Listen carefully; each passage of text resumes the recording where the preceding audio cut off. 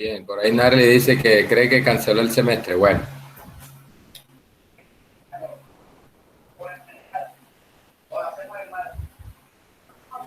Bueno, mire,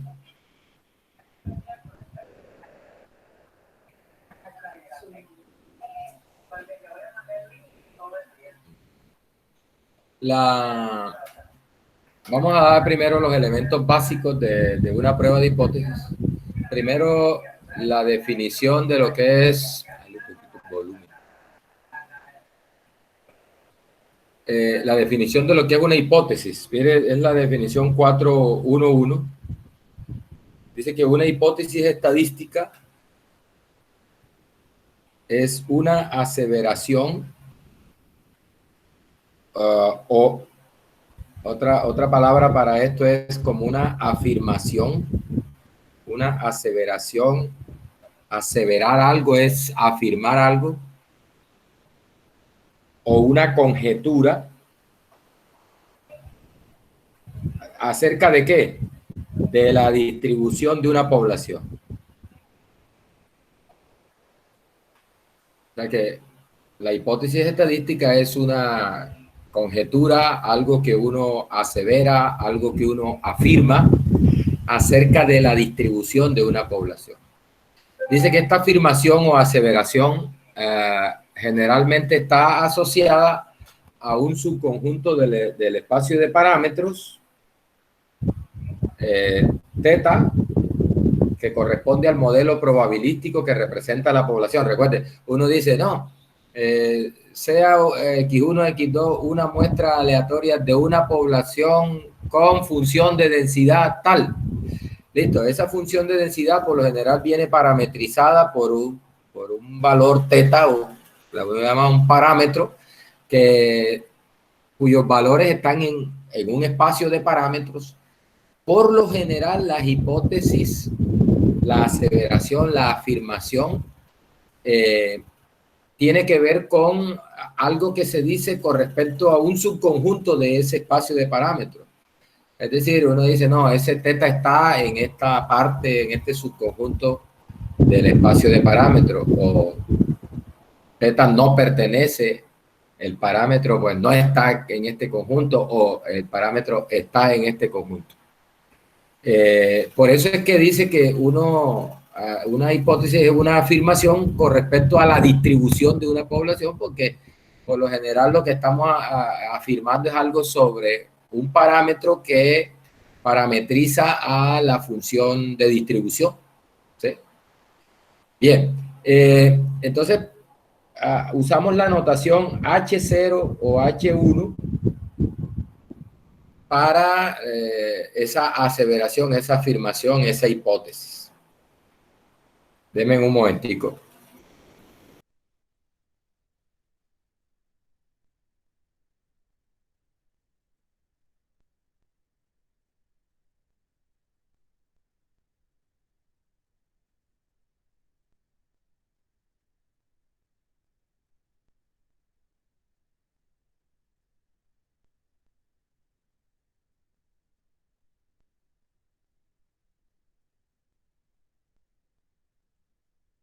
¿Qué es el juzgamiento de una hipótesis?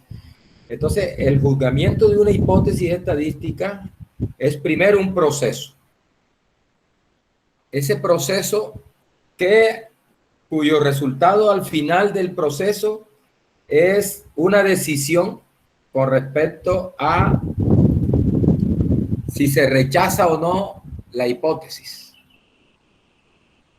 Es decir, una cosa es que yo afirme algo acerca de un parámetro o de la distribución de una población, y otra cosa es que esa afirmación que yo haga sea cierta.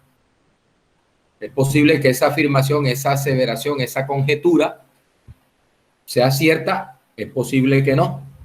Entonces, el juzgamiento de la hipótesis es el procedimiento que yo llevo a cabo para decidir si la conjetura, la aseveración, la afirmación se puede asumir cierta o no. en caso de que se pueda asumir cierta, uno dice no se rechaza la hipótesis. En caso de que no se pueda asumir cierta, se rechaza la hipótesis. Ahora, ¿con base en qué tomamos esa decisión? Bueno, básicamente el proceso, el procedimiento de prueba de hipótesis incluye una muestra aleatoria tomada de esa población y pues una información que yo tomo en esa muestra, ¿no? La muestra, por lo tanto, al tomar la muestra yo estoy accediendo a una información y con esa información que tengo en la muestra yo tomo la decisión de rechazar o no la hipótesis.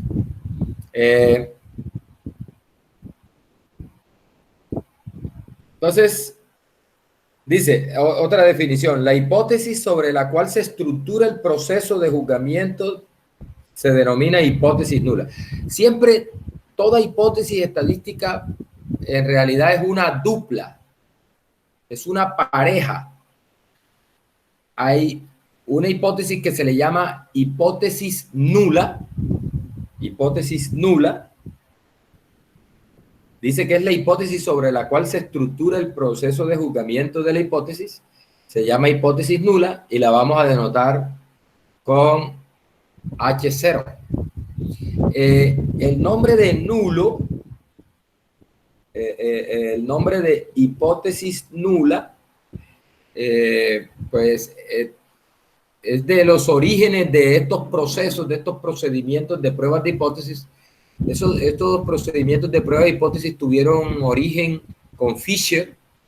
Él trabajaba en experimentación agrícola, básicamente, y cuando se empezó a desarrollar estos procedimientos, estas técnicas de pruebas de hipótesis, ellos hacían experimentos con cultivos, por ejemplo. Entonces tenían interés en comparar, digamos, un cultivo al cual no le ponían, por decir algo, un fertilizante. Es decir, ese cultivo tenía tratamiento nulo frente a un cultivo al cual le colocaban el fertilizante o el tratamiento que estuvieran experimentando. Entonces, la hipótesis nula está asociada a el valor del parámetro bajo el supuesto de que el cultivo, por ejemplo, el rendimiento promedio de ese cultivo, bajo el supuesto de que el tratamiento es nulo, es decir, nada de tratamiento, ¿sí?, frente al cultivo que le ponían cierto tratamiento. De ahí surge ese término, ese nombre de hipótesis nula. Hace referencia a que tiene que ver con el valor del parámetro bajo el supuesto de que tenemos un tratamiento nulo. Bueno, eso se genera, al final ese nombre se acuñó para todas estas pruebas de hipótesis ya fuera del contexto de cuestiones agrícolas y eso, y quedó ese término hipótesis nula. Bien, entonces mire, la hipótesis nula se plantea de esta manera. Mire que hay un teta, que es el parámetro de la población del cual estamos lanzando la conjetura. Entonces lo que estamos diciendo es, mire, teta pertenece a este espacio teta 0. Mire que teta 0 es un subconjunto del espacio de parámetros. Este teta mayúscula se usa para representar el espacio de parámetros. Y teta 0 es un subconjunto de ese espacio de parámetros donde se asegura, se asevera, se conjetura que se encuentra el parámetro de interés. Entonces, a esa hipótesis se le llama la hipótesis nula. La hipótesis alternativa es aquella hipótesis que asumiremos como verdadera, como cierta, cuando la información en la muestra no apoye a la hipótesis nula, sino que me lleve a rechazar la hipótesis nula. Es decir, las hipótesis se estructuran de tal manera que La hipótesis alternativa sería la hipótesis que yo asumiría como verdadera, sería la conjetura que yo asumiría como verdadera cuando la información en la muestra no me respalde a la hipótesis nula. Se llama hipótesis alternativa. Entonces, la hipótesis alternativa se plantea como que teta pertenece a un espacio teta 1, que es también subconjunto del espacio de parámetros. Mire, y hay una condición importante. La intersección del espacio de la hipótesis nula con el espacio de la hipótesis espacio de la hipótesis nula con el espacio de la hipótesis alternativa, esa intersección es vacía. Es decir, no, el espacio de la hipótesis nula y el espacio de la hipótesis alternativa no tienen elementos comunes. ¿Sí? Ambos son subconjuntos del espacio total de parámetros, pero su intersección es vacía. Por ejemplo, digamos, recordemos aquí a manera de ejemplo, cuando uno habla del parámetro, por ejemplo, de una Bernoulli, recordemos que ese parámetro juega en el intervalo 0,1. Eso es lo que aquí le llaman teta mayúscula, ¿sí? El intervalo 0,1. O sea, teta mayúscula es el intervalo 0,1. Eso se llama el espacio de parámetros. Ahí, en ese intervalo, juega la probabilidad de éxito en una Bernoulli. Entonces, es posible que yo me plantee la hipótesis, por decir algo, bueno, que teta es menor que 2/3. Entonces, yo planteo la hipótesis, teta menor que 2/3. En realidad, lo que estoy yo estableciendo es, si esa es la hipótesis nula, entonces el teta 0 de que están hablando ahí sería el intervalo 0, 2/3.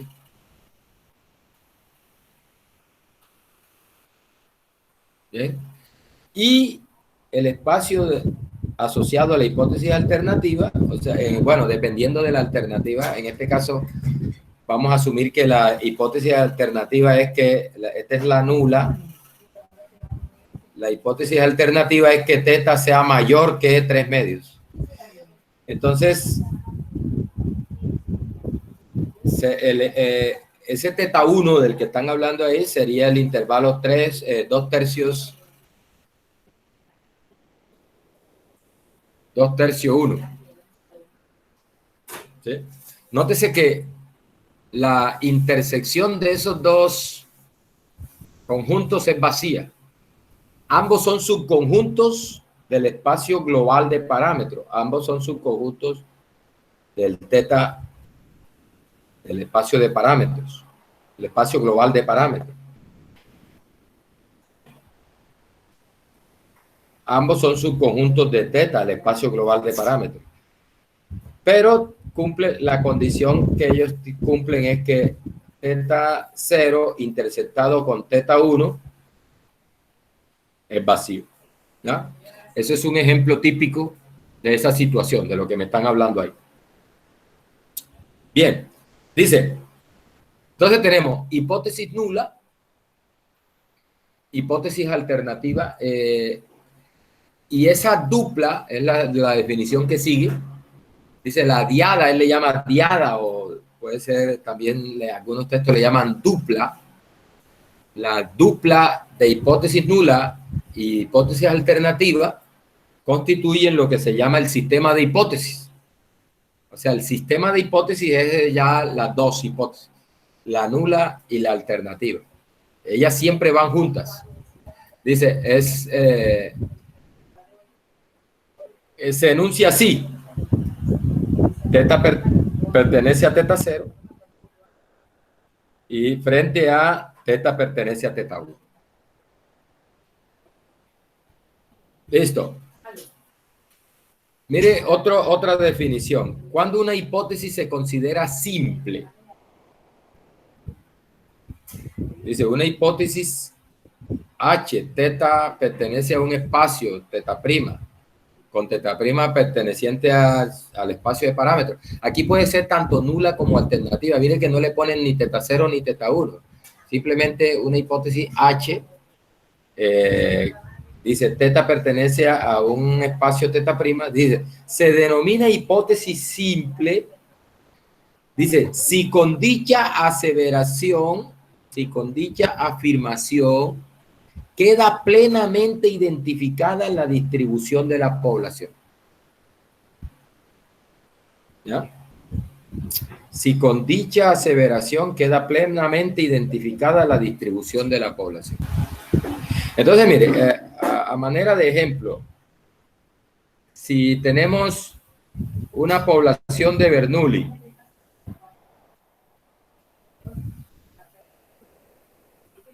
de parámetro pi, ¿cierto? Sabemos que el espacio de parámetros, aquí en este caso es el intervalo 0, 1. Pi pertenece a ese intervalo.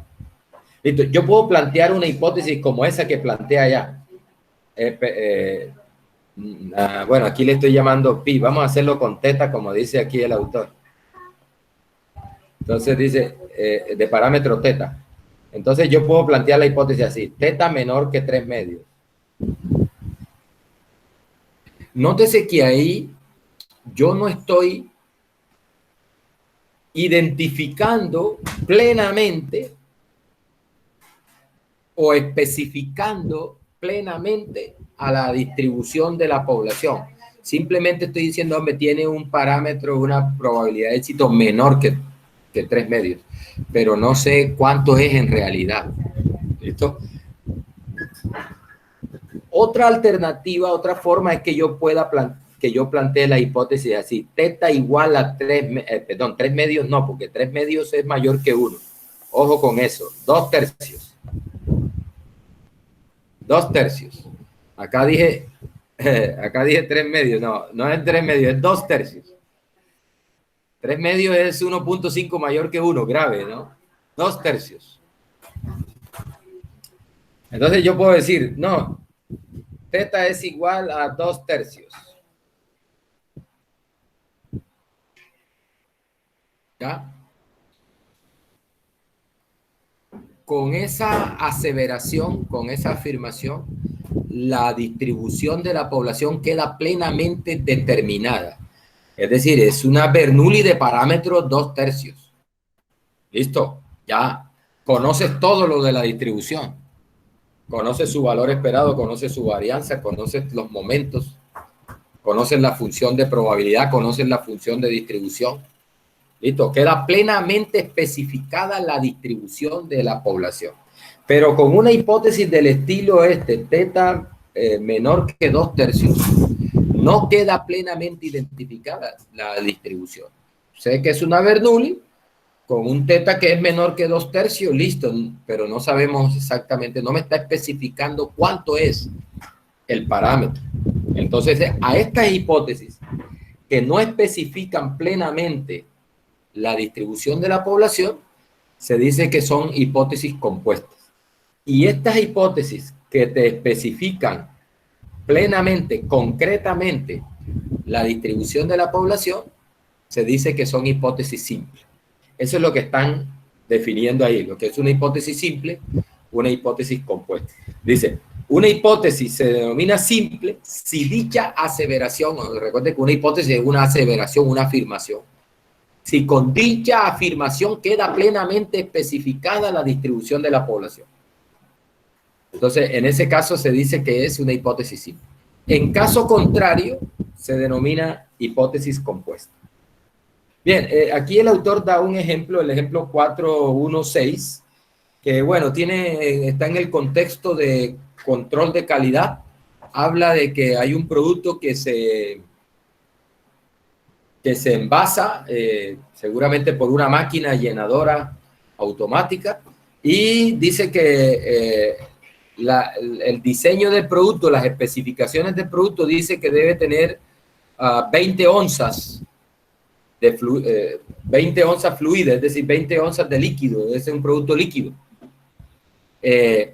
Dice que ese proceso de llenado debe adecuarse a ese requerimiento y tienen que ejecutar controles periódicos para que eso se cumpla, ¿no? Para poder cumplir con ese requerimiento del diseño del producto, que tenga 20 onzas, ¿ya?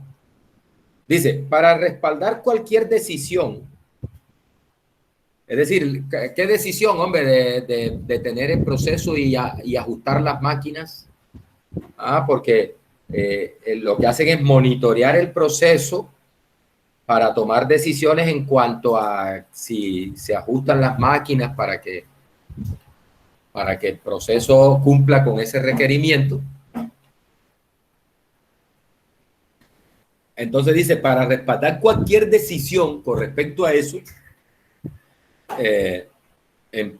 con apoyo en procedimientos estadísticos, dice, una manera consistiría en idealizar el contenido del producto en el envase como una variable aleatoria, es decir, X igual al volumen,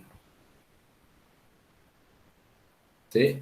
El volumen del líquido, el contenido del producto, lo idealizo como una variable aleatoria X, ¿cierto? Y adicionalmente adopto un modelo de probabilidad que me caracterice ese proceso, ese comportamiento, el comportamiento desde el punto de vista de frecuencia la frecuencia con que aparecen los valores de volumen, ¿no? Que por lo general se elige el modelo normal, ¿no?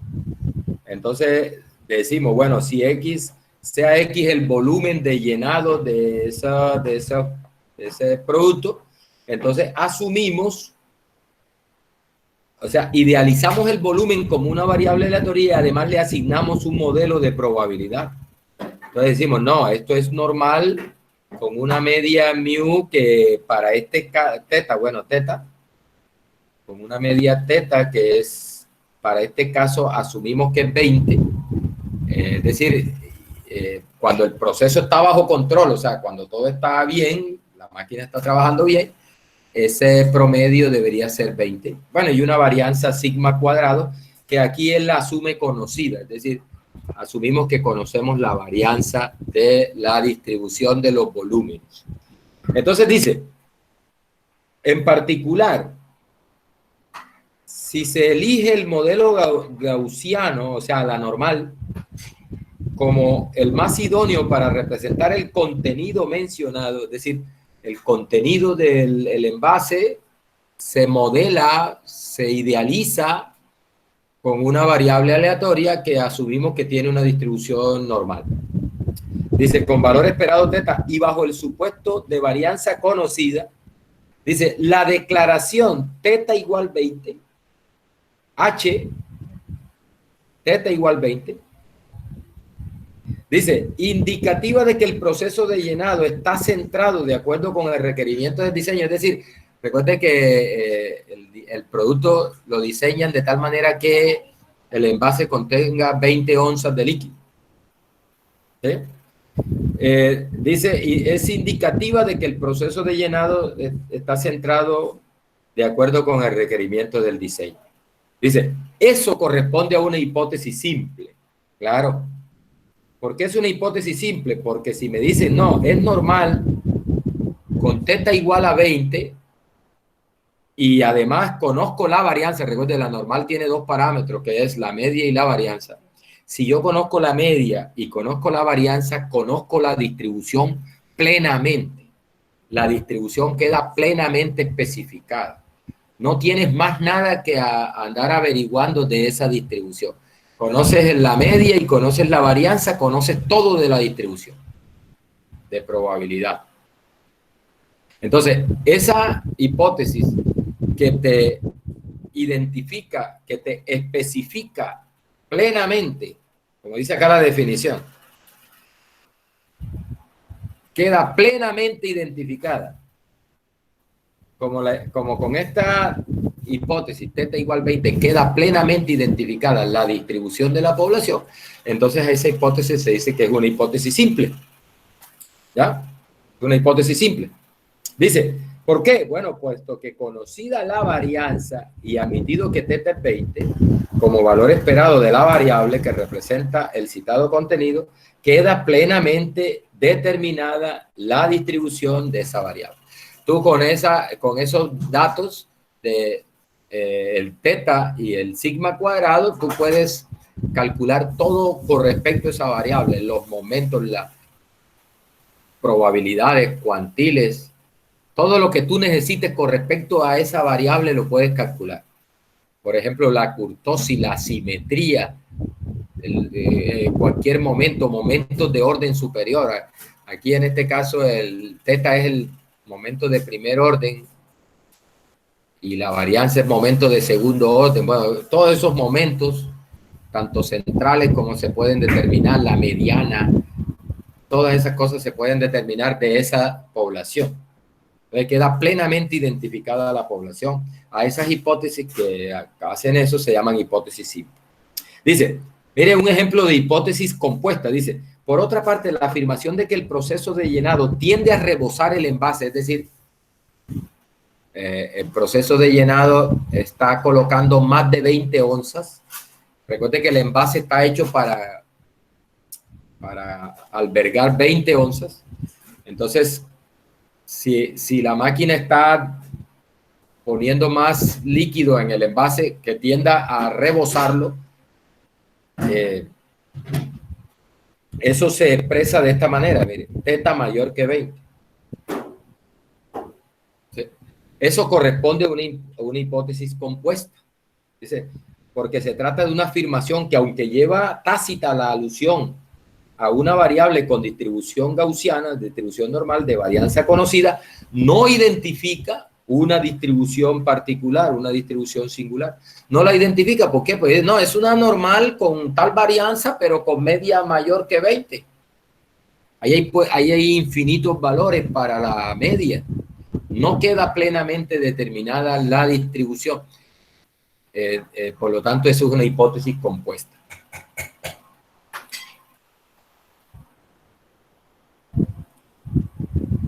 Bien. ¿Qué más hay por acá? Ese ejemplo es como para ilustrar el concepto de hipótesis simple y hipótesis compuesta.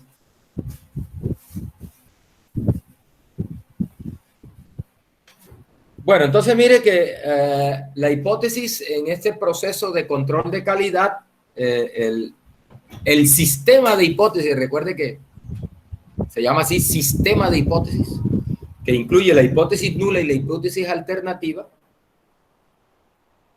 es este. La media es 20 frente a la alternativa de que la media es mayor que 20. Nótese que la nula es una hipótesis simple, mientras que la alternativa es una hipótesis compuesta.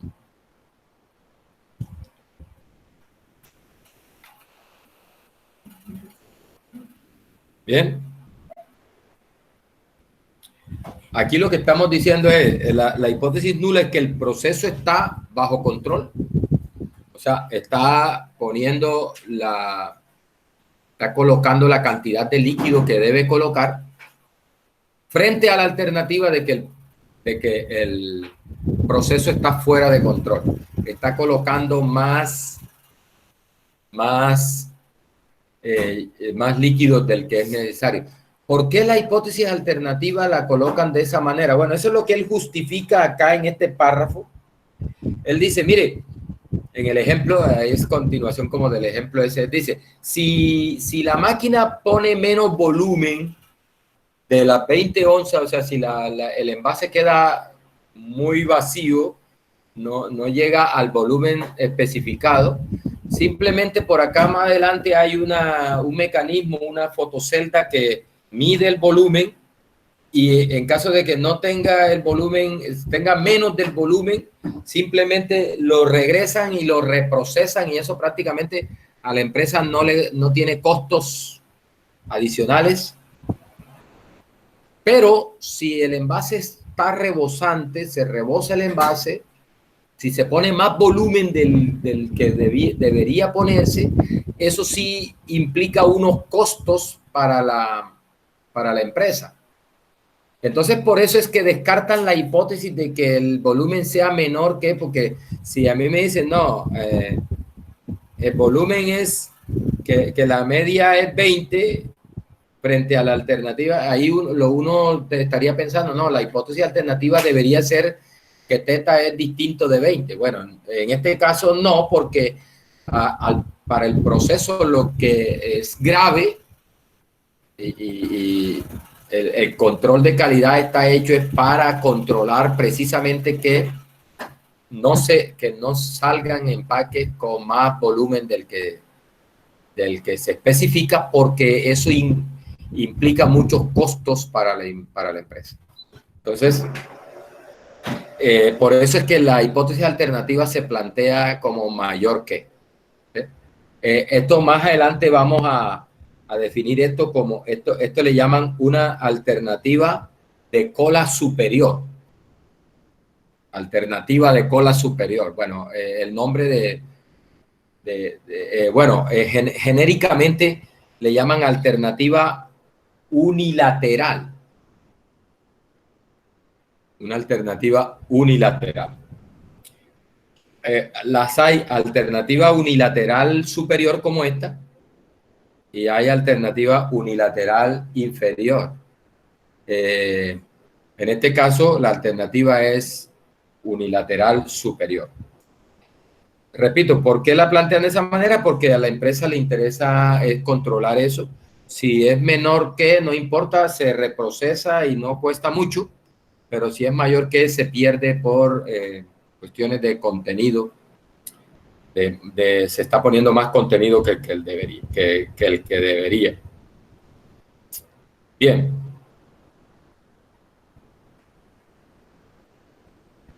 Listo. La definición 417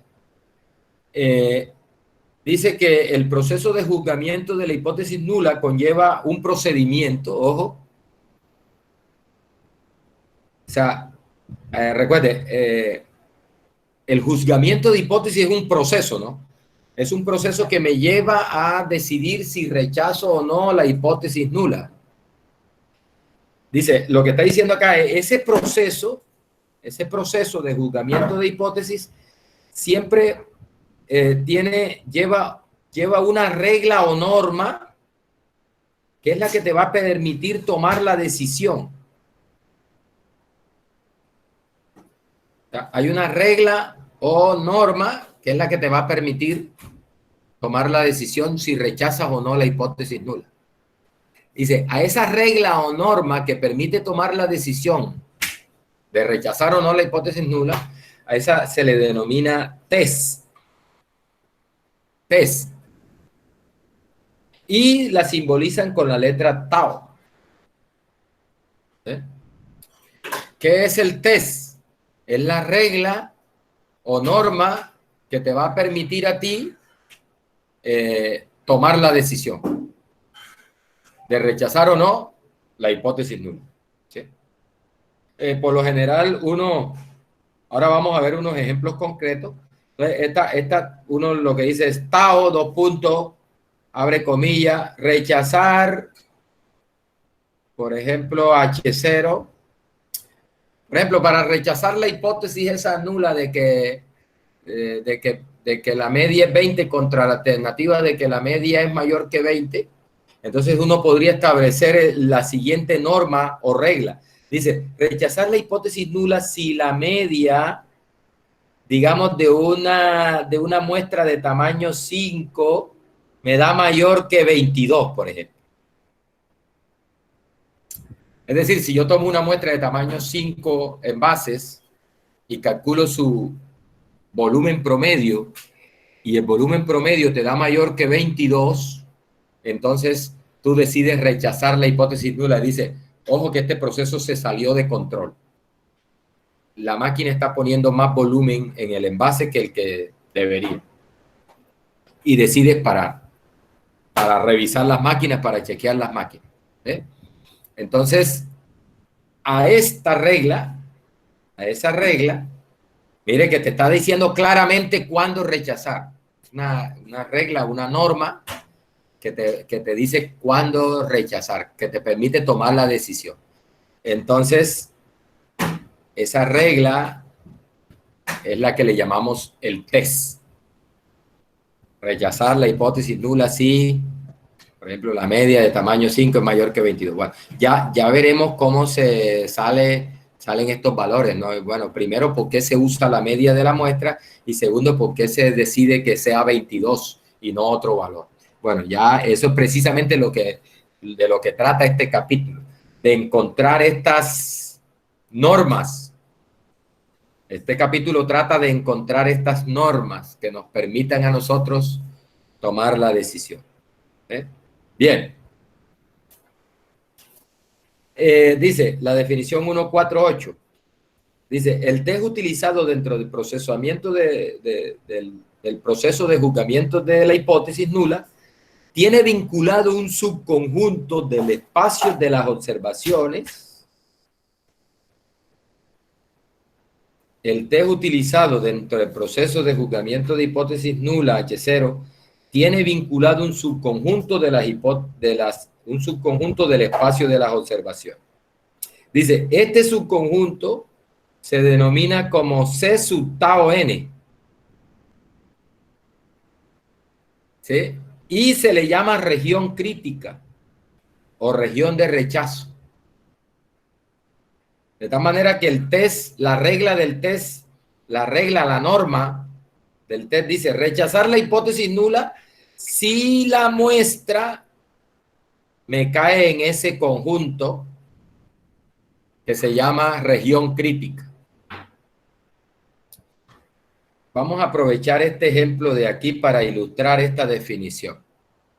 Mire, voy a abrir una página acá nueva. Supongamos que yo estoy tomando, por lo general, en estos procesos de control de calidad, espero que ustedes puedan ver un curso de control estadístico de la calidad, muy útil, muy bueno, a cargo del profesor Víctor Morales. Ahí le estoy dando la propaganda. Por ahora es un curso electivo, ¿no? En la carrera. Bien, en esos procesos de control de calidad, por lo general, los tamaños de muestras que se van tomando son pequeños. Y se toman muestras pequeñas de tamaño, digamos, 5, 4, y se hacen periódicamente, depende del proceso, cada media hora, cada 15 minutos, cada hora, no sé, dependiendo de qué tan, de la velocidad con que el proceso opera. Pero la idea es que ellos toman unas muestras pequeñas, ¿no? Por lo general, unas muestras de tamaño 4, 5. 5 es como el estándar, ¿no? De eso. Entonces, digamos que estamos tomando para ese proceso de control de calidad de los envases, de los empaques, vamos a suponer que se están tomando muestras de tamaño 5. Entonces, lo que dice ahí el espacio de las observaciones sería 1, X2, X3. Como la muestra es de tamaño 5, un momentico aquí, X1, X1, X2, X3, X4, X5. La muestra la puedo yo representar como un vector de tamaño 5. La muestra la represento, coloco los elementos de la muestra, los miembros de la muestra aleatoria, en este caso de tamaño 5, los coloco en un vector. Ese vector pertenece a R5. a R5, ese vector. Listo, eso es lo que en la definición esa le están llamando ese conjunto, no sé, una X toda maluca ahí. Se le llama el espacio de las observaciones. Listo. Ese espacio de las observaciones, bueno, es un conjunto, en este caso, para este ejemplo, es R5. En general, una muestra de tamaño n será Rn. Listo. Mire, ese es R5. La definición que está diciendo ahí de la región crítica es la siguiente. Vamos a suponer, con el ejemplo que yo les dije hace un ratico, vamos a suponer que nuestra hipótesis es de este estilo, como dice allá en el ejemplo, que teta es igual a 20 contra la alternativa de que teta es mayor que 20. Y vamos a suponer que yo tengo la siguiente regla o norma para rechazar la hipótesis nula, esa que les dije hace un rato. Voy a rechazar H0 si la media de esa muestra de tamaño 5 me da mayor que 22. Esa es la norma, regla. Ese es lo que se le conoce como el test. ¿Listo? No es mayor que 20, profe. Sí, pero a ver, la hipótesis es que es mayor que 20, la alternativa es mayor que 20. Pero recuerda que, más adelantico vamos a ver una cosa, y es que tú sabes que esto es aleatorio. O sea, cuando yo tomo una muestra, es una muestra aleatoria. Tú no puedes esperar que la media de la muestra, vamos a suponer que la media de la población efectivamente sea 20, ¿cierto? Y tú tomas una muestra de tamaño 5, no vas a esperar que la media de la muestra sea exactamente 20. No. ¿Qué es lo que tú debes esperar de esa muestra que tú tomes de tamaño 5? Hombre, que en promedio ella está centrada en 20. ¿Sí? En promedio está centrada en 20. La media de la muestra es una variable aleatoria que va a fluctuar alrededor de 20. ¿Listo? Entonces, si me dice, la alternativa es que el promedio es mayor que 20, cuando la alternativa sea cierta, que es cuando yo voy a rechazar la hipótesis nula, en realidad la media de la muestra debe quedar, si en realidad el parámetro es mayor que 20, ¿qué espero yo de la media de la muestra? O sea, la idea es esta, que, bueno, esa es la distribución de la población centrada en 20, ¿no? Entonces, si esa hipótesis es cierta, ¿qué espero yo? Espero que la media de la muestra quede por aquí en este sector, muy cercano, en un intervalo muy cercano a 20. ¿Ah? Pero, si en realidad la media de la población es mucho más grande que 20, ¿qué es lo que pasa? Lo que pasa es que la distribución va a estar corrida. Voy a tratar de copiar esto aquí para que quede bien bonita.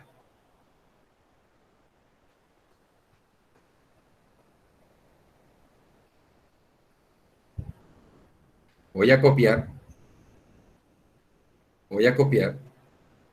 y voy a pegar. Mire, esto es lo que pasaría.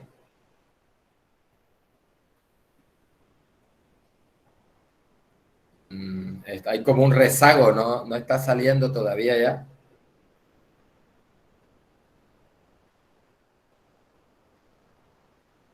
Está como lentejo.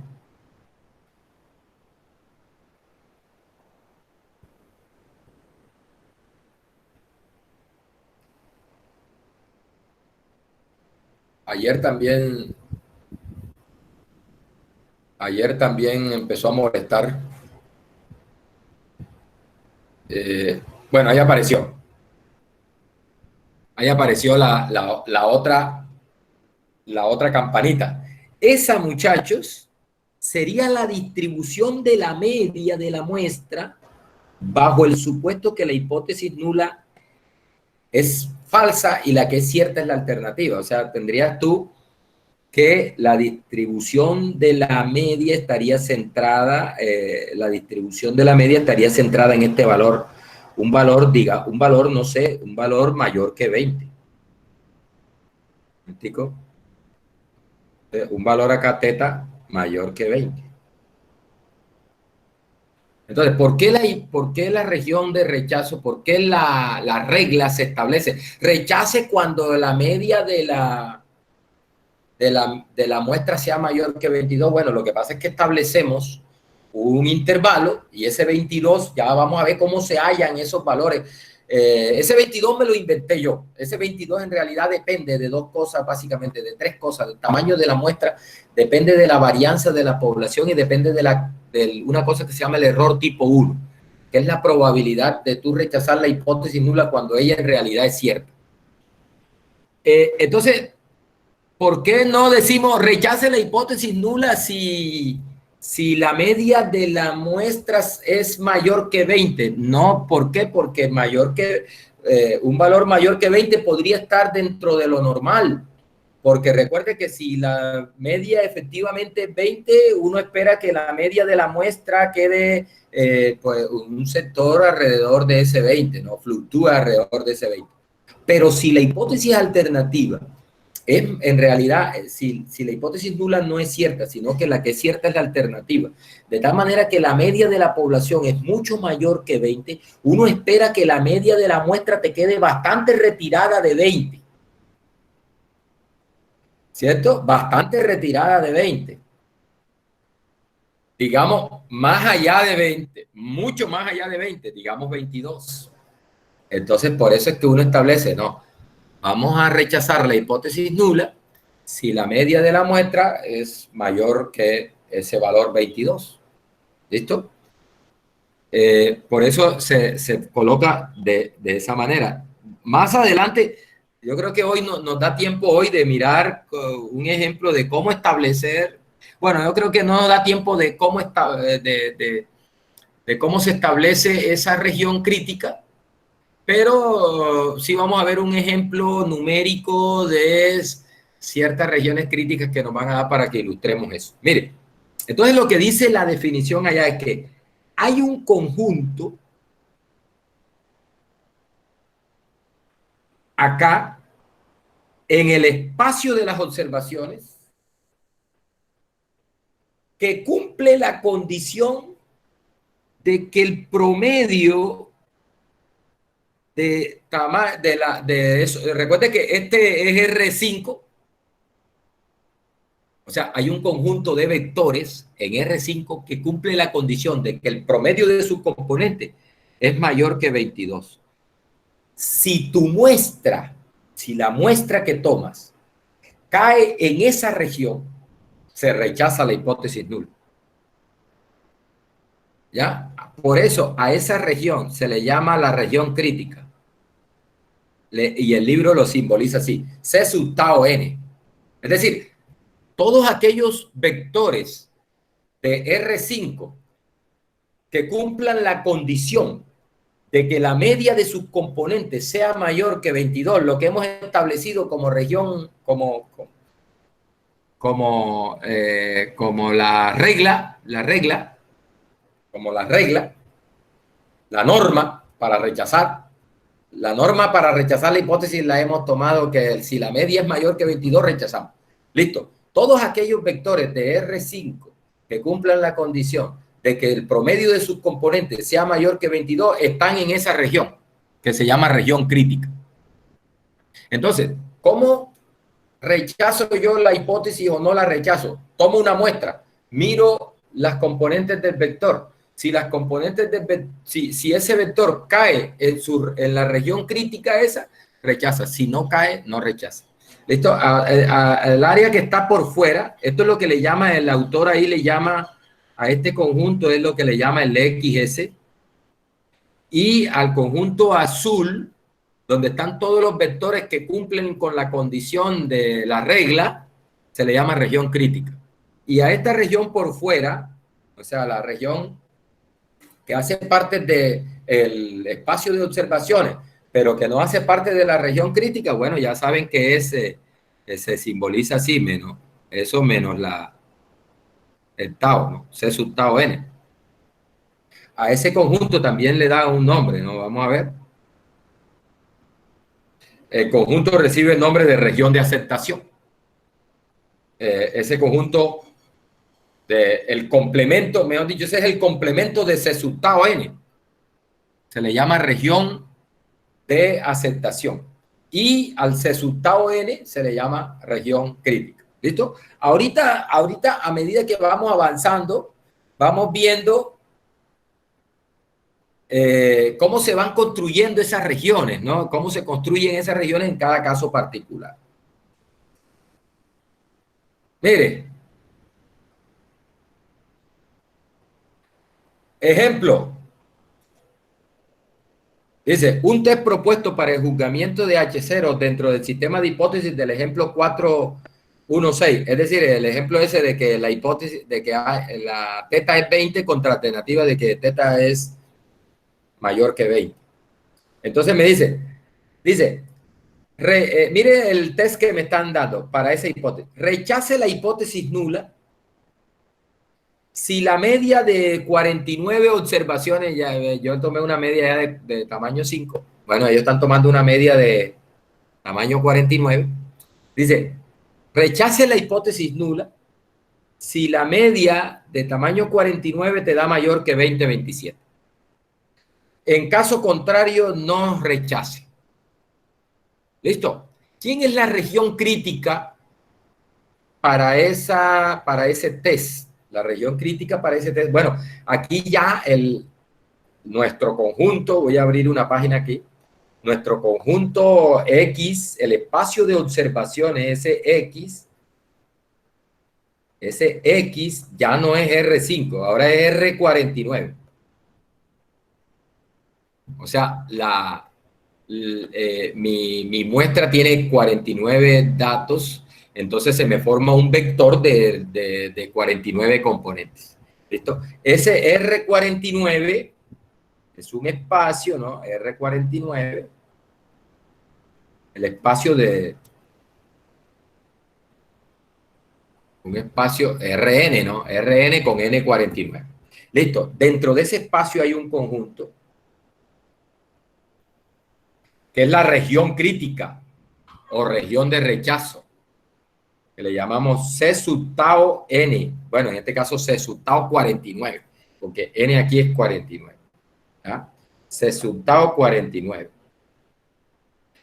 ¿Quiénes hacen parte de esa región crítica? ¿Quiénes hacen parte de esa región crítica? Bueno, fácil, allá lo dice.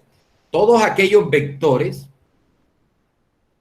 X1 hasta X49 que cumplan la condición tal es que el promedio de sus componentes sea mayor que la hipótesis dice 20, no me acuerdo, 20-27. ¿Ah? Si, mejor dicho, si tú coges un vector de R49, le calculas el promedio de sus componentes, y si el promedio de sus componentes te da mayor que 20-29, entonces ese vector hace parte de la región crítica o región de rechazo, de tal manera que si te sale en la muestra un vector cuya promedio sea mayor que 20-29, entonces ese vector está en la región crítica y por lo tanto rechazarías la hipótesis nula. Si tomas una muestra y resulta que el vector está en esta región, es decir, la media de tamaño 49 no es mayor que 20-29, entonces se dice que esa muestra está en la región de aceptación, región de no rechazo. ¿Ya? Región de no rechazo. Listo, ese es el concepto de región de rechazo, región de aceptación. En realidad nosotros no vamos a estar metiéndonos tanto con estos conjuntos en Rn porque nótese que siempre vamos a estarlo traduciendo a un número que por lo general es una estadística Una estadística, no, si el valor de la estadística está mayor que tal, calculada es sobre ese vector, si el valor de la estadística que calculo en ese vector está por encima de tal cosa o por debajo de tal cosa o está entre tal cosa y tal cosa, tal y tal valor, entonces no rechaces, es decir, eso te conformaría. En realidad hay un conjunto de vectores allá en Rn que están cumpliendo con esta condición, ese conjunto, pero en realidad uno no se mete en la práctica con esos valores en Rn ni nada de eso. Pero lo que el autor quiere darnos a entender aquí que en realidad cuando yo pruebo una hipótesis hay un conjunto que se llama el conjunto de las observaciones, ¿cierto? Por lo general es un conjunto, un subconjunto, es Rn con n el tamaño de la muestra y hay un subconjunto dentro de él de tal manera que si mi vector de muestra cae en ese conjunto, rechazo, y si no cae ahí, no rechazo la hipótesis. Por lo general, la condición para ese conjunto de rechazo, de la región de rechazo, me lo da es una estadística. Y recuerde, depende de varias cosas. Depende del tamaño de la muestra, depende de la estadística que se use para rechazar o no, depende de la probabilidad de error tipo 1, que ya vamos a ver cómo se define eso. Y depende de la varianza también de la población. Pero bueno, la varianza de la población en estos casos la estamos asumiendo conocida. Bien, ¿qué más dice por aquí? Bien. Entonces, mire, la región de rechazo en este caso, para este ejemplo, es aquel conjunto de vectores, obviamente, mire, son vectores en R49, mire que tiene 49 componentes, este vector pertenece a R49, tal que la media de sus 49 observaciones te da mayor que 20-26.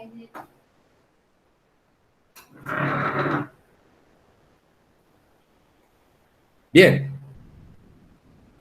vamos a definir lo que son los tipos de error cuando uno hace prueba de hipótesis.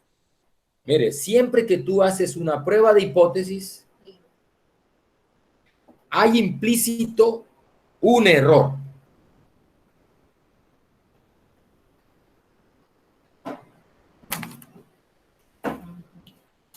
O sea, siempre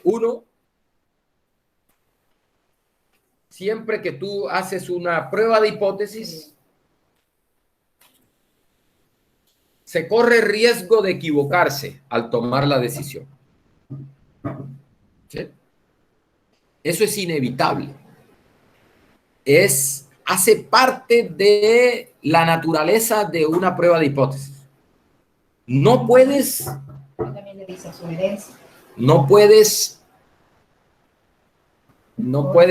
desprenderte de eso. No puedes quitarte eso de encima.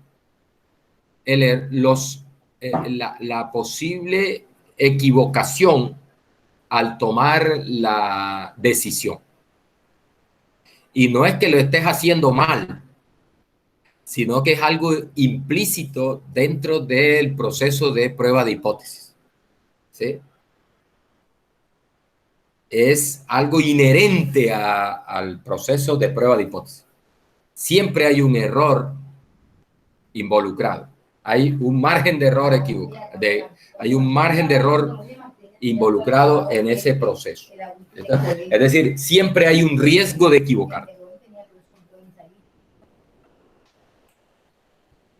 Bien, entonces mire, ¿cuáles son los errores que puedo cometer? Mire, en esta tabla a mí me gusta porque ilustra bien esto y me ayuda a recordar los tipos de error que se pueden cometer cuando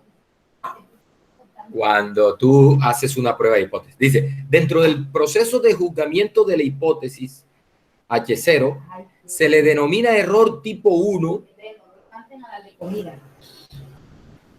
Se le denomina error tipo 1 a la decisión de rechazar la hipótesis nula, siendo ella verdadera. Es decir, es posible, el ejemplo de los envases que están llenando con una media de 20, ojo, es posible que la máquina esté bien y tú termines concluyendo que la máquina está colocando más de 20 y termines parando la máquina, la producción. ¿Cierto? Es posible, ese riesgo se corre. Siendo cierta la hipótesis nula, es decir, para el ejemplo, siendo cierto que la máquina está poniendo las 20 onzas, es posible que la muestra que tú tomes y el procedimiento que has establecido para rechazar o no la hipótesis te lleve a concluir que la media es mayor que 20, cuando en realidad es 20. Ahí estás cometiendo un error. Y ese error se llama error tipo 1. Ojo, ¿cuándo cometo error tipo 1? Cuando estoy frente a un error tipo 1.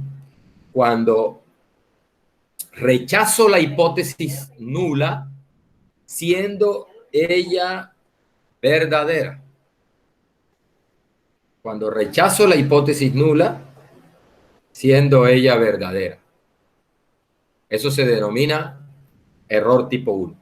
El otro error se le designa como error tipo 2. Es cuando no rechazas la hipótesis nula siendo ella falsa. Es decir, es posible, en el ejemplo de la máquina que está llenando, es posible que ella efectivamente está colocando un promedio mayor que 20. Sin embargo, como tú estás chequeando eso es con una muestra, es posible que la muestra te lleve a decidir que no, que está bien, a pesar de que efectivamente está colocando más de 20. ¿Listo? Ese error se conoce como error tipo 2.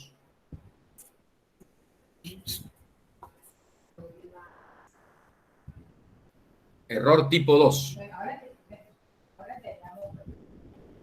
Bien, mire, esta tablita es importante y es bastante ilustrativa.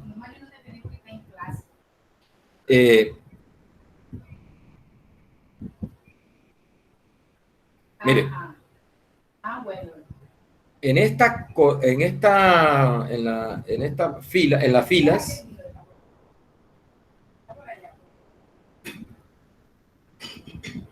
en algunos textos aparece, que me gusta más, es situación poblacional. Es decir, en la población, lo que está pasando poblacionalmente. Dos cosas pueden pasar con la hipótesis nula. Recuerden que la hipótesis es una aseveración, una afirmación que yo hago acerca de la distribución de una población. Entonces, en la población puede ocurrir que la hipótesis sea verdadera o que la hipótesis sea falsa. Solo dos cosas pueden ocurrir: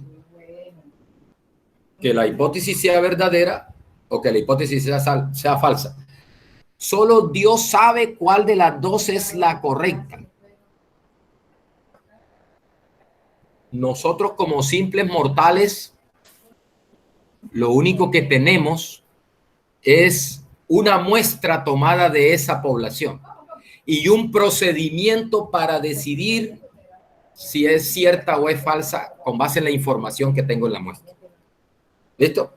Entonces, con ese procedimiento, con la muestra que tomo de la población esa, voy a la población, tomo una muestra y adicionalmente tengo un procedimiento. Hombre, rechace la hipótesis nula si ocurre esto.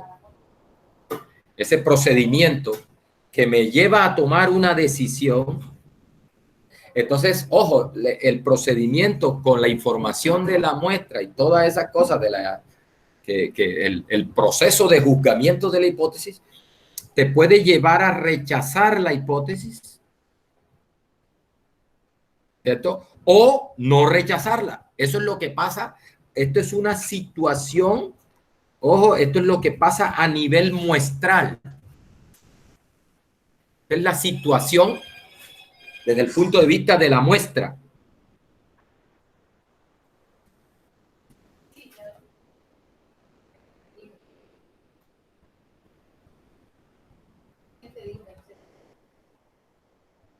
Tomas una decisión con la muestra. Con la muestra y el procedimiento. Con la muestra y el procedimiento. Con la región de rechazo, esas cosas que vimos que ya más adelante vamos a ir concretando esas cosas. Entonces, mire, es posible que la muestra y el procedimiento que has establecido te lleve a rechazar la hipótesis nula. Si la hipótesis nula es cierta y tú la rechazas, cometes error tipo 1. ¿Ya?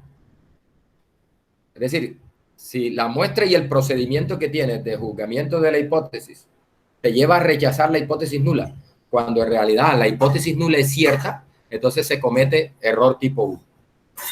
Si la muestra y el procedimiento de prueba de hipótesis te lleva a rechazar la hipótesis cuando la hipótesis es falsa, entonces no has cometido ningún error. La decisión está correcta. No hay ningún error. ¿Listo? Bien, entonces nótese, error tipo 1, por eso la tablita me gusta porque te ayuda a recordar. ¿Cuándo se comete error tipo 1? Cuando rechazas una hipótesis cierta. Cuando rechazas una hipótesis cierta, se comete error tipo 1. La otra situación, la otra cara de la moneda desde el punto de vista muestral y del procedimiento de juzgamiento de la hipótesis es que no rechaces la hipótesis nula. Recuerda, con la muestra y el procedimiento de hipótesis, dos cosas, o rechazas o no rechazas la hipótesis nula. ¿Listo? Si la rechazas y poblacionalmente ella es cierta, cometes error. Si la rechazas y poblacionalmente ella es falsa, no cometes error. ¿Está correcto? Listo. La otra situación es que no rechaces la hipótesis nula. Si no rechaces la hipótesis nula y ella es cierta, como ocurre aquí, entonces estás tomando una decisión correcta. No has cometido error. ¿Está correcto? Rechazaste algo que... No rechazaste algo que es cierto. Está bien. Pero si no rechazas la hipótesis nula, si no rechazas la hipótesis nula, siendo ella falsa, entonces cometes lo que se conoce como error tipo 2. Error tipo 2. Entonces, ojo, ¿cuándo se comete error tipo 1? El error tipo 1, ¿en qué consiste? En rechazar una hipótesis cuando es cierta. Error tipo 2, ¿en qué consiste? En no rechazar una hipótesis cuando efectivamente ella es falsa. Esos son los dos tipos de errores. ¿Listo? Entonces, recuerden, muchachos, estos errores son propios de estos procedimientos. O sea, no puedes hacer una prueba de hipótesis sin error, sin ese riesgo de equivocarte. Jamás. Jamás. ¿Listo? Jamás. Siempre hay implícito en un procedimiento de prueba de hipótesis, siempre hay implícito estos errores. Lo que sí podemos hacer es que en el procedimiento, recuerde que la decisión de rechazar o no depende de la información que tengo en la muestra y del procedimiento que establezco para rechazar o no la hipótesis. Bueno, entonces en ese procedimiento lo que sí podemos hacer es tratar de minimizar las probabilidades de cometer ese error al máximo. Y eso es lo que nosotros vamos a hacer en este capítulo. Vamos a buscar esos procedimientos, los test, de tal manera que esos tipos de errores se minimicen. ¿Sí? buscamos las regiones, buscamos las regiones de rechazo, buscamos la región de aceptación, de rechazo, y buscamos los tamaños de muestra de tal manera que la probabilidad de error tipo 1 sea mínima. Por lo general se asume como probabilidad de error tipo 1 los mismos que los alfas que uno usa en los intervalos de confianza. Se usa 0.05 como un estándar que viene incluso por defecto en los paquetes estadísticos para el cálculo de estos procedimientos. Viene, por ejemplo, un alfa de 0.05, que sería la probabilidad de error tipo 1. Y también se usa el 0.01 y se usa el 0.1. Son los valores que más se utilizan para estas probabilidades de error tipo 1. Lo que uno hace en las pruebas de hipótesis para establecer estos procedimientos, para establecer sobre todo la región de rechazo, lo que uno establece es cierto nivel de error tipo 1, porque hay que tener en cuenta otra cosa, que los dos tipos de errores, la única manera de hacer que los dos, que las probabilidades de los errores sea pequeñas simultáneamente, es decir, la única manera de achicar esos errores, esas probabilidades de error al mismo tiempo, es aumentando el tamaño de la muestra. ¿Sí? Aumentando el tamaño de la muestra, tú puedes disminuir el error tipo 1 y el error tipo 2 al mismo tiempo. Pero con un tamaño de muestra fijo, no hay manera de disminuir el error tipo 1 y al mismo tiempo disminuir el error tipo 2. Ojo, con tamaño de muestra fijo. Una vez tienes el tamaño de muestra fijo, en el procedimiento que uno establece, no hay manera de disminuir error tipo 1 y error tipo 2 al tiempo. ¿Sí? Una vez establece el tamaño de muestra, bueno, y recuerde que la varianza de la población está fija. Entonces lo que uno hace es, bueno, fija el error tipo 1 en un valor y dice, bueno, vamos a establecer un procedimiento, una región de rechazo, de tal manera que para este error tipo 1 igual a esto o menor que esto, la probabilidad de error tipo 2 sea lo más baja posible. A esos tests se llaman los tests más potentes. Eso es lo que vamos a estudiar nosotros. ¿Sí? ¿Cómo hallar ese tipo de test? Dado un error tipo 1, encontrar el test, es decir, el procedimiento, la región de rechazo y todas esas cosas que hagan que el error tipo 2, que la probabilidad de error tipo 2 sea lo más pequeña posible. Se llaman los test más potentes. Bien, vamos a mirar este ejemplo. Bueno, aquí le llaman, aquí están definiendo lo que se llama la región crítica, perdón, la función crítica. La función crítica no es más que una función indicadora.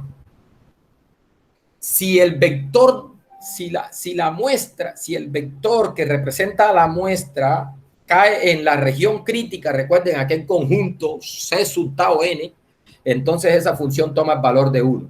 En otras palabras, es una función tal que si la muestra te lleva a rechazar la hipótesis nula, esa función toma el valor de 1. Si no, toma el valor de 0. Si la muestra cae en la región crítica, esa función se llama función característica. Función crítica, perdón. Función crítica. La función crítica. Es una función que si tu muestra te cae en la región crítica, toma el valor de 1. Si cae en la región de aceptación, toma el valor de 0. Es una función indicadora. Una función indicadora. Solo toma dos valores, 0 o 1. ¿Cuándo toma el valor de 0? Cuando la muestra cae en la región crítica. ¿Cuándo toma el valor de 0? Cuando la muestra no cae en la región crítica. Listo. El error tipo 1, en realidad es la probabilidad de error tipo 1. Sería entonces la probabilidad de que nótese que esta probabilidad está evaluada en teta cero. Mire, dice la probabilidad y está aquí indexada por teta cero, es decir, para el valor teta cero evaluada, esa probabilidad calculada en ese valor teta cero, que es el valor de la hipótesis nula, una hipótesis simple, ¿no?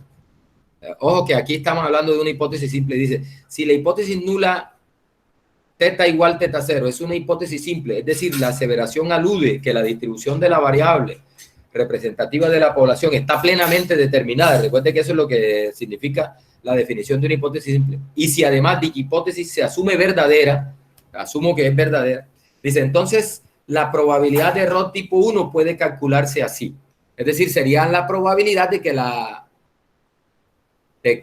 la función crítica sea igual a 1. En otras palabras, es la probabilidad de que se rechace la hipótesis nula. Vendría siendo la probabilidad de error tipo 1. Mire que están diciendo, asumimos que la hipótesis es verdadera. Se asume que la hipótesis es verdadera. Entonces, la probabilidad de rechazar esa hipótesis, ay, ¿cómo la vas a rechazar si es verdadera? Bueno, si es verdadera y la estás rechazando, estás cometiendo error tipo 1. Entonces, esa probabilidad se calcula como la probabilidad que la función crítica sea igual a 1.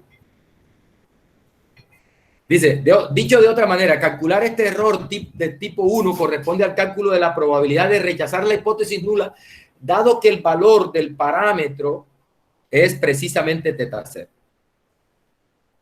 Bien, acá nos definen el tamaño del test tau, tamaño del test tau, tamaño de la región crítica, también otro nombre, tamaño del test tau, tamaño de la región crítica C sub tau n, probabilidad de error tipo 1, esta me gusta a mí, probabilidad de error tipo 1. También le llaman nivel del test. Yo me he acostumbrado desde que estudié estas cosas como probabilidad de error tipo 1. Pero mire que se puede llamar de diferentes formas, ¿no? El tamaño del test, el tamaño de la región crítica, el nivel del test, probabilidad de error tipo 1. Dice, se denota como alfa y se define como el máximo valor. Mire, ojo con esto. Aquí tengo la probabilidad que me definieron allá, ¿no? La probabilidad de rechazar la hipótesis nula. Recuerde que la función crítica toma el valor de 1 cuando se rechaza la hipótesis nula. Y dice, el máximo valor para esta probabilidad con teta moviéndose en el espacio de la hipótesis nula. Mire bien. Teta se está moviendo en el espacio de la hipótesis nula. Y estoy calculando la probabilidad parametrizada por ese teta de rechazar la hipótesis nula. El máximo valor de esa probabilidad con teta jugando en el espacio de la hipótesis nula se llama alfa, se le simboliza como alfa y se llama probabilidad de error tipo 1. Esto es lo que yo les dije que por lo general, sobre todo en los textos de estadística básica, este alfa lo toman 0.1, 0.05, que es como el común, el que viene por defecto, y 0.01. Se llama el nivel del test, nivel de error tipo 1, tamaño del test, tamaño de la región crítica. Bueno, todo eso no. Probabilidad de error tipo 1. Vamos a ver un ejemplo. Y terminamos ahí. Dice, sea X1, X2 hasta Xn una muestra aleatoria de tamaño 10 de una población con distribución de Bernoulli con parámetro teta. Dice, para juzgar la hipótesis nula, teta menor o igual que 3/4, frente a la alternativa de que teta es mayor que 3/4, dice, han establecido, se propone, por ahora por ahora hacértelo. Por ahora hacértelo así. Se propone el siguiente test. Ya vamos a ver cómo salen esos tests, ¿no? Dice, rechazar la hipótesis H0 si la suma de los XY de la muestra, los elementos en la muestra, me da mayor o igual que 9. Bien, así va a ser. Es decir, yo rechazo la hipótesis nula si la suma de los valores que tomo en la muestra, recuerde que como es una muestra, es una población de Bernoulli, esos XY son 0 o 1, 0 o 1, 0 o 1, ¿no? Dependiendo de si en cada ejecución del experimento de Bernoulli te salió éxito o fracaso. 0, 1, 0, 1, 0, 1. Entonces, dice, vamos a rechazar la hipótesis nula si la suma de los XY te da mayor o igual que 9. ¿Listo? ¿Qué es lo que nos pide? Calcule la probabilidad de error tipo 1. Calcule el tamaño del test. Calcule el tamaño de la región crítica. Bueno, mire. Nótese que aquí, ¿cómo sería la región crítica? Recuerde, aquí me están tomando una muestra de tamaño N. Dice de tamaño 10. De tamaño 10. Es decir que el espacio de las observaciones es R10. Eso es lo que el libro está llamando esa X. Una X, toma. Una X ahí toda rara, sí. Una X. Espacio de observaciones. No sé cómo. Debe tener algún nombre griego, alguna cosa. Listo. El espacio de las observaciones es R10. Listo. Lo que están estableciendo ahí es, miren, está diciendo, listo, vamos a tomar aquí nuestra región crítica, el C sub tau 10. ¿Quiénes van a estar en ese conjunto? Todos aquellos vectores X que cumplan una condición. Todos aquellos vectores X, X1, X2, hasta X10, que pertenecen a R10, que cumplan una condición. ¿Cuál es la condición? Que la suma de los XY te dé mayor o igual que 9. Si eso ocurre, pertenece a la región crítica y te lleva a rechazar la hipótesis nula. Si no ocurre, está por fuera de ese conjunto, está en la región de no rechazo, la región de aceptación, la define A, y no rechaza la hipótesis nula. ¿Listo? Ojo, no les he dicho por qué todavía no hemos estudiado por qué se toma de esa manera. ¿Por qué se toma de esa manera? ¿Por qué 9? Bueno, eso es lo que vamos a estudiar más adelante.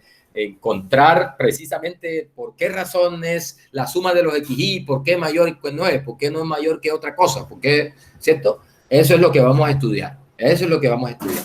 Por ahora, lo que quiero es ilustrar cómo se calcula la probabilidad de error tipo 1.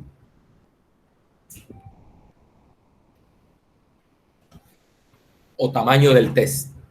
Entonces, mire. Dice, vamos a calcular cuál es la probabilidad. Recuerde, ¿qué es el error tipo 1? ¿Cómo es que me definen esa probabilidad de error tipo 1? Me la definen como el máximo de la probabilidad de rechazar la hipótesis nula. El máximo de la probabilidad de rechazar la hipótesis nula. Eso se llama tamaño de test. Bueno, entonces tenemos que calcular la probabilidad de rechazar la hipótesis nula. Pues mire. ¿Y cuándo es que rechazamos la hipótesis nula? Cuando la suma de los XY es mayor que 10. Entonces vamos a mayor o igual que 9. Vamos a calcular esa probabilidad. Entonces recordemos, aquí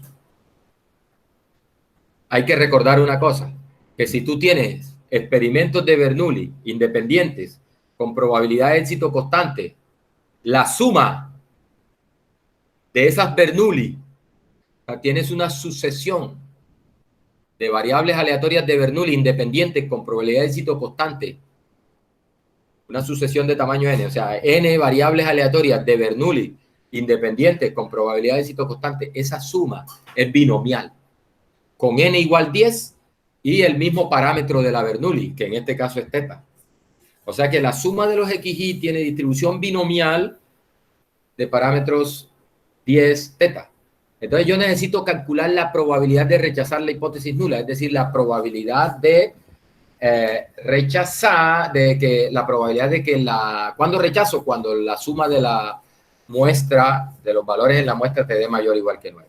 ¿Listo? Entonces, mire, la probabilidad de que la suma dé mayor o igual que 9. Es decir, la probabilidad de que una binomial parametrizada por teta, ¿no? De que x sea mayor o igual que 9, ojo, cuando x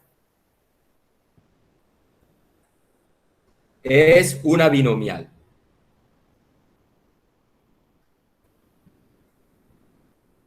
Tiene distribución binomial con n igual 10 y probabilidad de éxito teta. ¿Listo? Entonces, por eso es que aparece esa fórmula ahí. N combinado, recuerde, la probabilidad de que x sea mayor, voy a abrir una página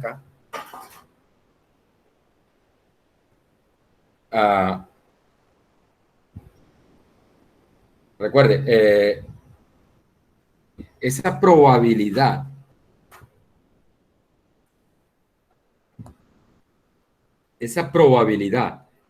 de que x sea mayor o igual que 9 es la probabilidad de que x sea 9 más la probabilidad de que x sea 10. Hasta 10, porque como es una binomial de n igual 10, entonces máximo tengo 10 éxitos.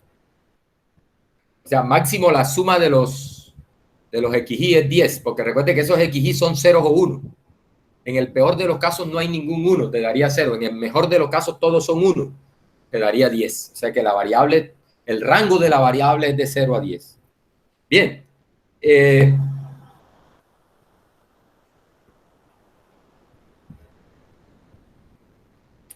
La probabilidad de que x sea igual a 9 con x binomial, mire, esto es n 10 combinado 9, teta a la 9 por 1 menos teta a la 10 menos 9, es decir, a la 1, que da lo mismo. Bien, más la probabilidad de que x sea 10, que es 10 combinado 10 por teta a la 10 por 1 menos teta a la 10 menos 10, es decir, a la 0, que da 1.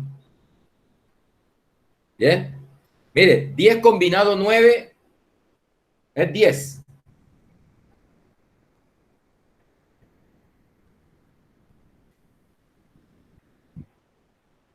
¿Cuántos conjuntos de tamaño 9 puedo sacar de un conjunto que tiene 10 elementos?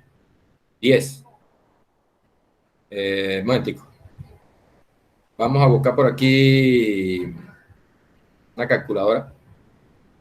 Mire, 10.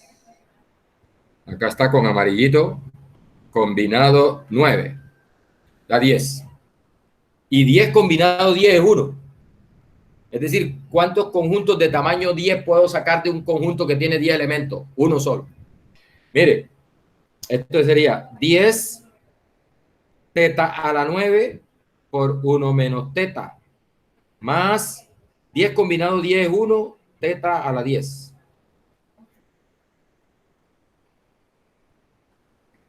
Recuerden que 1 menos teta a la 0 es todo número distinto de 0 elevado a la 0 es 1, ¿no?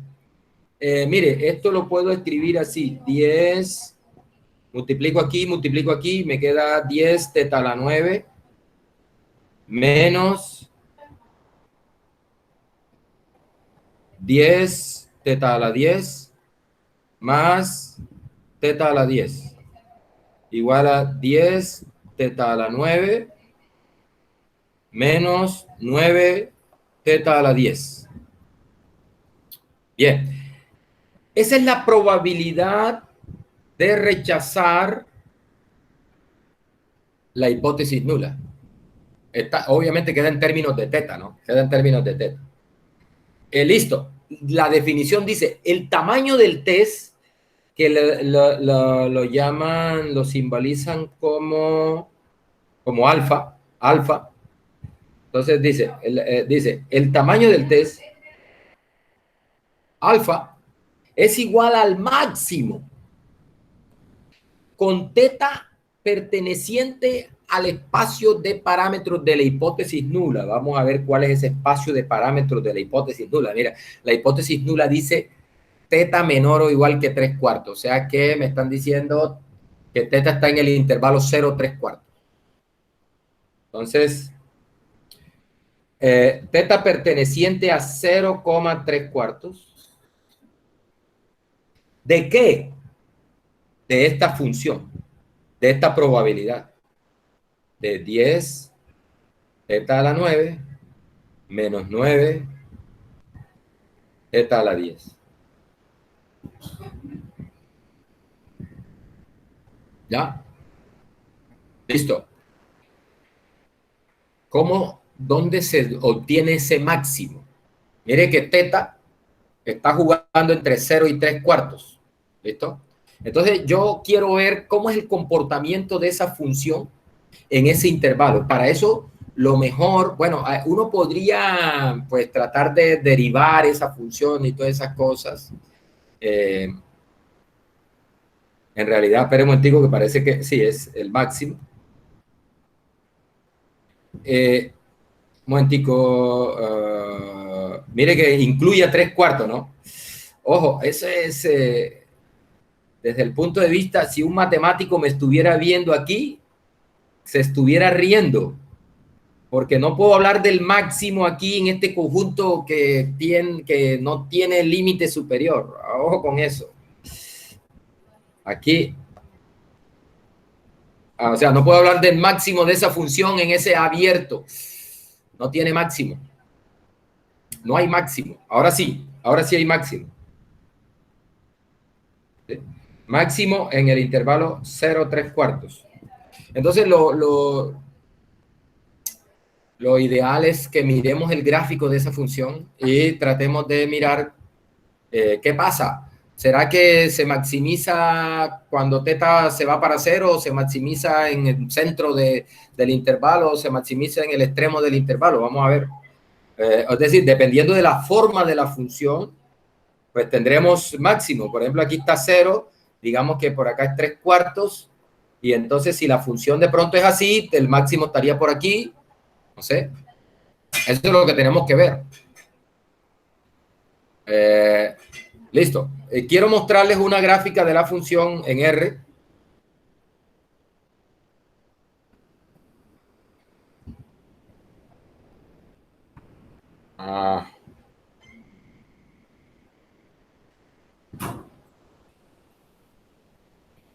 Aquí estoy usando RStudio Cloud, o sea, un RStudio en la nube.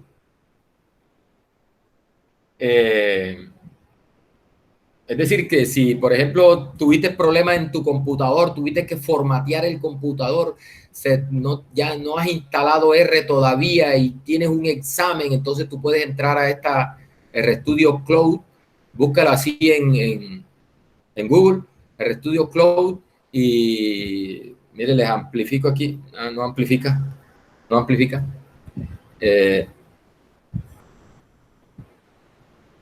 Aquí, para que vea ahí. Mire ahí. Así lo buscas en Google, te logueas ahí con correo electrónico, una contraseña, te registras y ahí tienes un espacio para que tú trabajes con R, ejecutes a R. Es un RStudio. Hay uno que tiene una cuenta, ¿sí? Sí, tienes que inscribirte con el correo electrónico y pones una contraseña y das unos datos y listo. Es totalmente gratis y chévere porque los proyectos los tienes tú disponible en la red y puedes acceder a ellos desde cualquier lugar del mundo donde tengas conexión a internet. ¿Ya? Mire, nivel del test para el ejemplo 4.4.4.4.1.14. Mejor dicho, para obligarlos a que usen RStudio Cloud, les voy a compartir este archivo ahí. Mejor dicho, no se lo voy a mandar por WhatsApp ni por correo electrónico, me voy a subir a la plataforma. Les voy a dar acceso a él para que usted entre ahí y lo vea ahí, si lo quiere ver. Si no es ahí, no lo va a poder ver.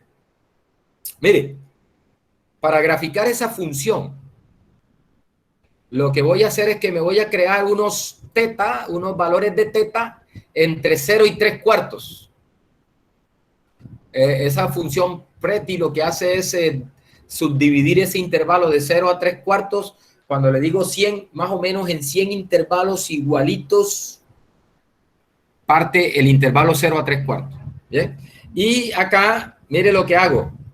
10 por teta a la 9 menos 9 por teta a la 10, que es la función. Recuerden, la función. La función. 10 por teta a la 9 menos 9 por teta a la 10. Ahí está. Eso es lo que estoy calculando allá. Es decir, lo que estoy dándole para a ese teta, le estoy dando una serie de valores. Yo sé que teta juega en 3 cuartos. Y voy a graficar por el eje X, voy a poner teta, y en el eje Y voy a poner esa función. 10 por teta a la 9 menos 9 por teta a la 10. Eso es lo que estoy haciendo aquí. Mire, ahí estoy calculando en esta, ahí donde está, vamos a esperar que salga. Ahí donde está el cursor, estoy calculando esas probabilidades que obviamente dependen de teta. Bueno, y después lo grafico, mire. Grafico teta en el eje X, las probabilidades en el eje Y. Y ese es el gráfico. Vamos a mandar esto. Mando por aquí. Ya mandé. Mando. Listo. Ahí mandé. Ya debe estar el gráfico por aquí. Ahí está, mire. Ahí está el gráfico. Aquí yo, si quiero, puedo exportar ese gráfico. No es necesario. Me gustaría escribir para rayar en él. Pero bueno, ahora ya se está acabando esto. Entonces, mire, note una cosa. Por aquí en el eje X, aquí no puedo rayar porque en el eje X está teta. Y en el eje Y están las probabilidades que se calculan como 10 por teta a la 9 menos 9 por teta a la 10. ¿Ya? Nótese que a medida que el teta aumenta, la función va creciendo. ¿Sí? La función va creciendo a medida que teta aumenta. Hay un límite para teta. Voy a pasar 3 cuartos. Voy a tratar aquí de... Voy a hacer H-line. Le voy a colocar vertical B igual y le voy a colocar 3 cuartos.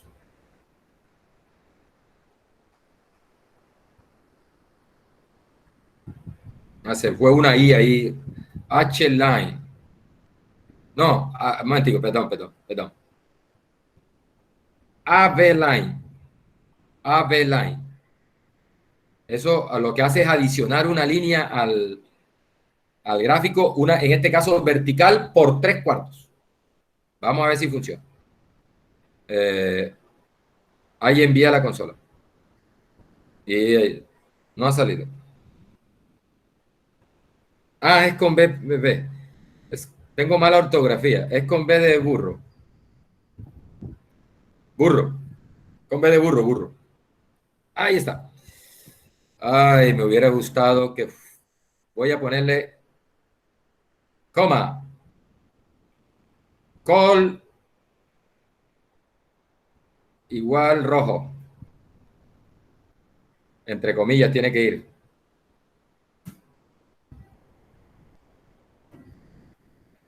Color igual rojo. Y voy a ponerle, ya que estoy ahí, voy a ponerle LTY igual 2. Eso para que me la haga punteadita. Y voy a hacer el gráfico nuevamente. Ahí mandé, ahí mando.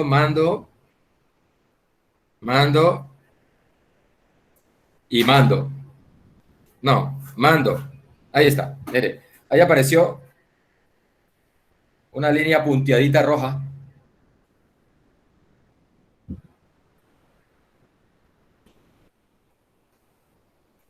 Ahí está, mire.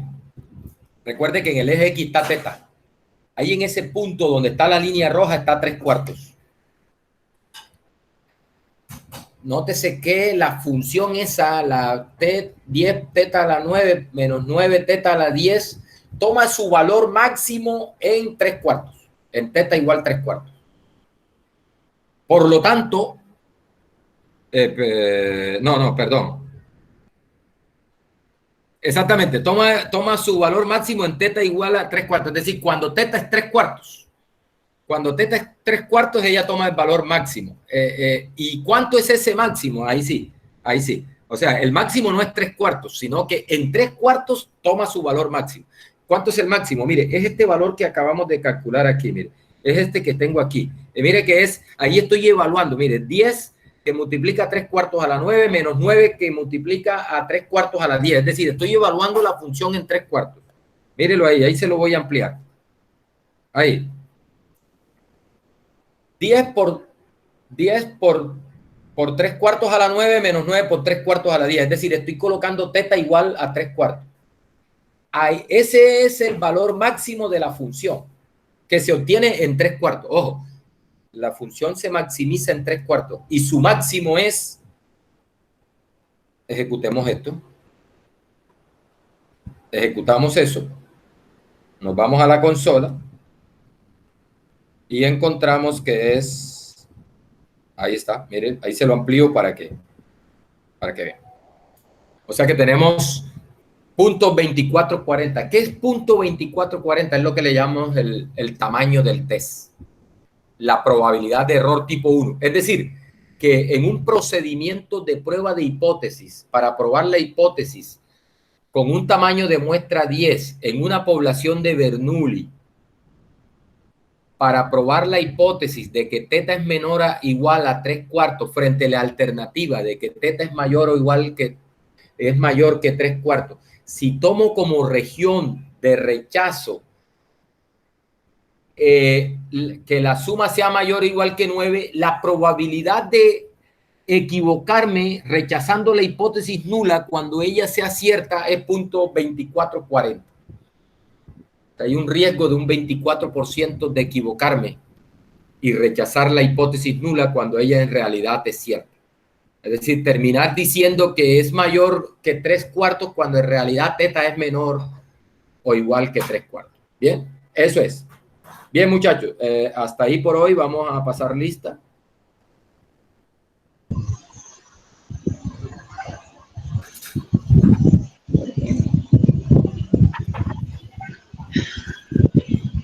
Está chévere el RStudio, ¿no? Cloud. RStudio Cloud. RStudio en la nube. Se ve bueno, se ve bueno. Claro, elegante. No tiene que andar, no tienes que tener nada instalado. ¿Sí? Profe, ¿qué día sube notas? No sé, en estos días, no hay prisa. Eso está abierto, profe, hasta finales de mayo por allá. ¿Por qué? Otra cosita. Sí. Ya faltan 3 semanas, ¿cierto? Sí. Estamos en tercer corte con usted. Sí. ¿Qué fecha tenemos examen? A la última semana tenemos un examen. Y ¿cuándo? La última semana de clase, ese es el parcial. Ajá. Y bueno, a medida que vayamos avanzando, oye, ustedes me estaban escuchando a mí. Claro. Porque es que veo que ahora que entro al computador, yo, no, espera un momentico, no. No, sí, está bien. Es que tenía 2 ventanas abiertas del programa de la llamada, entonces pensé que estaba por fuera de la llamada. Y bueno, y estos muchachos, ¿cómo me estaban escuchando? No, listo. Miren, muchachos, yo aspiro a que la próxima semana tengamos material como para hacer una evaluación en línea. Vamos a hacer un taller también como el que hicimos con intervalos de confianza en la plataforma para evaluar la parte de pruebas de hipótesis bajo normalidad, que es toda la última sección del capítulo. O sea, todo esto que vemos en general para cualquier distribución, entonces para los casos normales, y entonces son los mismos casos que los intervalos de confianza.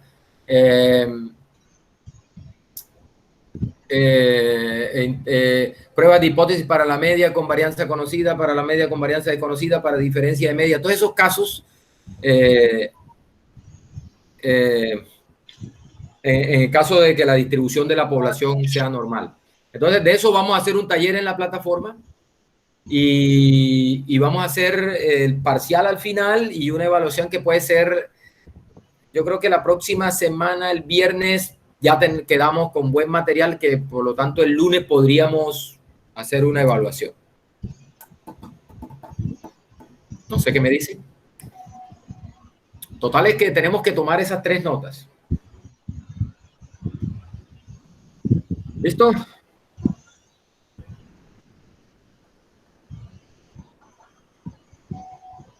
Voy a pasar lista.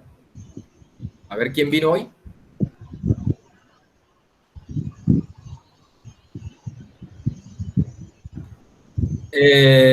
Mire, le voy a dar un... Miren esta pantalla que les voy a compartir. Miren esta pantalla que les voy a compartir. ¿Cómo van las cosas? ¿Cómo van las cosas? Oiga, tienen que darle gracias al coronavirus, ¿oyeron? Tienen que darle gracias al coronavirus, sí, señor. Porque estas notas en tiempos de no coronavirus son eventos absolutamente raros. Sí. Profe, ¿por qué se sorprende? Estamos estudiando en casa. No, eso no es. Mira, a otro perro con este hueso que yo soy perro viejo que ladra acostado.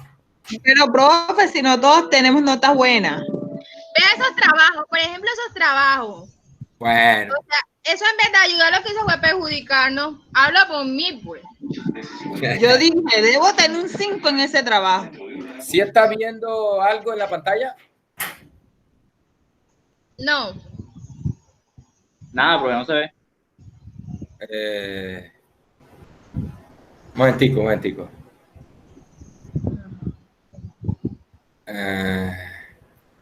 ¿Seguro que no? No, profe. ¿Qué ven en la pantalla? Una foto de usted. Oye, y entonces, espera un momentico, vamos a presentar la pantalla. ¿Y por qué? Un momentico, otra vez, voy a presentar la pantalla.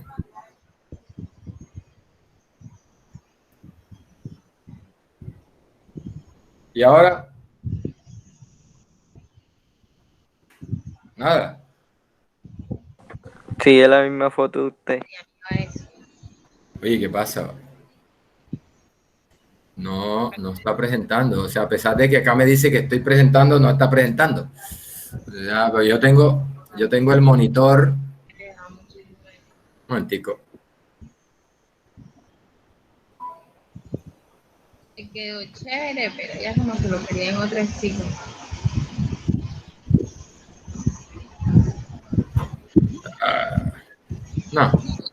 No sé qué le está pasando a esta cosa hoy. Bueno, voy a pasar lista. Quería mostrarle cómo iban las notas. Ahí va. Espera un momentico. Voy a salir y voy a volver a entrar. Voy a tener la grabación, ya no es necesario seguir grabando.